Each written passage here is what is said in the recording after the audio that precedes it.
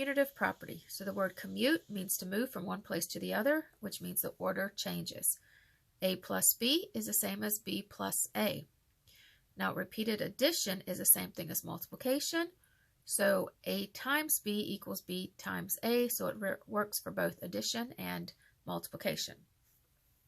So for the example with addition, so if you notice, the first thing is that the signs must always stay together.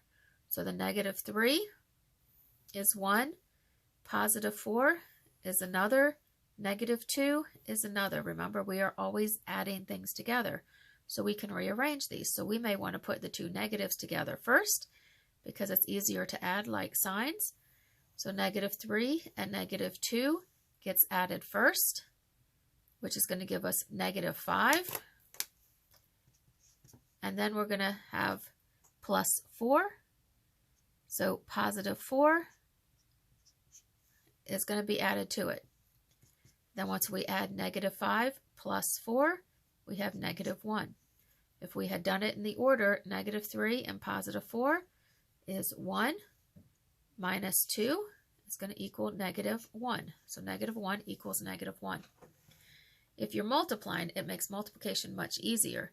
Because here, if you notice, we have to do 14 times 5 times 2. Sorry, there should be a parentheses there. So 14 times 5, if we do it left to right, is going to give us 70 times 2, which is going to give us 140. Over here, we could have done 5 times 2, which gives us 10 times 14,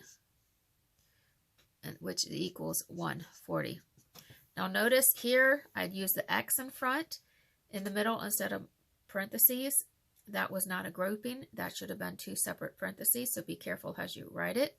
Here, it is separated by parentheses, so here it means multiply, and here it means multiply. You don't have to have a parentheses around the second one. Here we did put parentheses around the second one because the first one, the coefficient, does not have to have parentheses, but you could have put parentheses. Do not let the position of the parentheses and the X symbols mess you up.